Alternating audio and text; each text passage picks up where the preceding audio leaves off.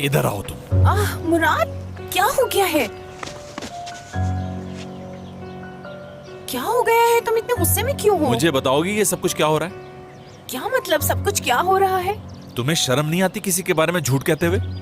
मुझे क्या पड़ी है किसी के बारे में कुछ कहने की? लिसन, मासूम बनने की बिल्कुल कोशिश मत करो दीदम। तुम जानती हो मैं किस बारे में बात कर रहा हूँ। अच्छा, तुम्हें उस लड़की की बात सच... दीदम, तुम किसी मासूम लड़की के साथ ऐसा कैसे कर सकती हो?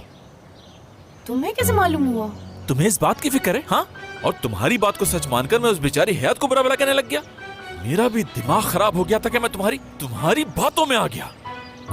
अच्छा ना, मेरी बात पीछे तो हटो सुनो। दीदम, हाथ मत लगाओ मुझे। आज से तुम मुझे सरमुराद कहोगी और आज से तुम सिर्फ मेरे लिए एम्प्लॉय हो।